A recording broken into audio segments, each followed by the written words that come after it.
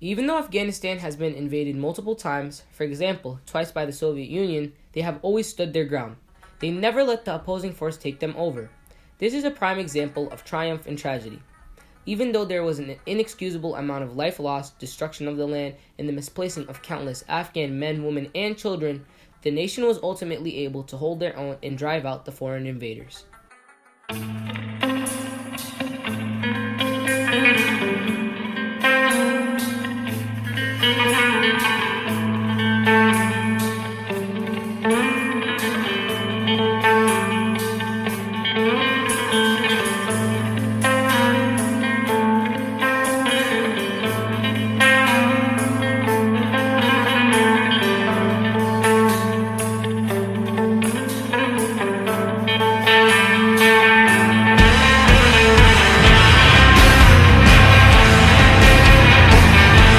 December 25th, 1979 through February 15th, 1989, the Soviets were giving it their all to conquer or seize Afghanistan.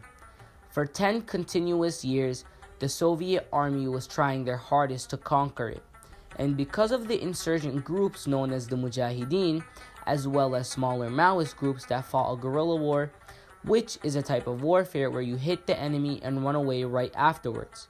Against the Soviet army, it had driven them away. But there is always more to everything than meets the eye. Now, the question presented to us is, what went on during December 25th, 1979, all the way to February 15th, 1989? More specifically, what was going on within the Afghan government? And how did the conclusion of the war affect the country as a whole? The Soviet-Afghan War lasted for almost 10 years. From December 1979 to February 1989.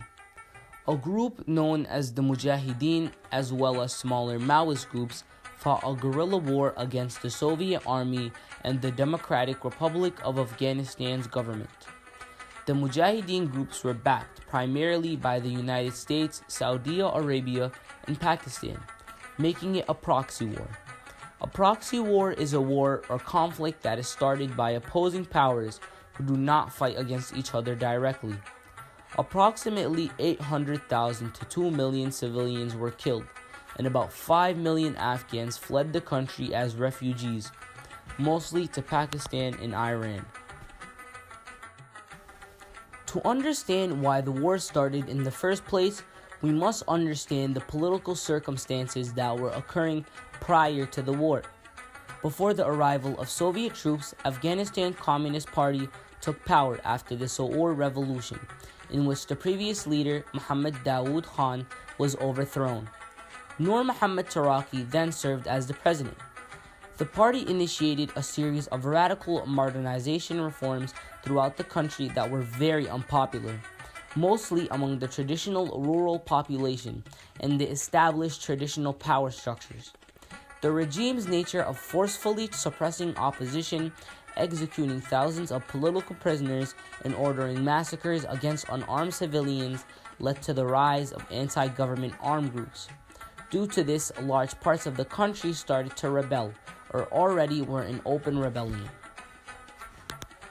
Government itself also experienced in-party conflicts. On September 14, 1979, President Taraki was murdered under orders of his rival, the Minister of Foreign Affairs, Hafizullah Amin. This resulted in Amin becoming the next president, and because of this, relations with the Soviet Union estranged and got weaker. Eventually, the Soviet government under Leonid Brezhnev, who was the General Secretary of the Central Committee of the Communist Party, decided to deploy the 40th Army on December 24, 1979. Arriving at the capital, Kabul, they staged a coup, killing President Amin. This murder resulted in installing Soviet loyalist Babrak Karmal, who was from a rival faction, as the next president. Although the Soviets' initial plan was to deny the Mujahideen forces sanctuary, they were ultimately unsuccessful in this because they could not dispatch a sizable offensive force to weed out the Mujahideen sanctuaries deep in the mountains and on international borders. International borders were actually very powerful sanctuaries for the Mujahideen, because attacking them on international borders could lead to a swarm of political repercussions from the neighboring countries and any possible allied international powers with the country. Perhaps one of the most significant disadvantages faced by Afghanistan is its geographical position. At the crossroads of Asia, it is one of the most preferred and sought-after locations.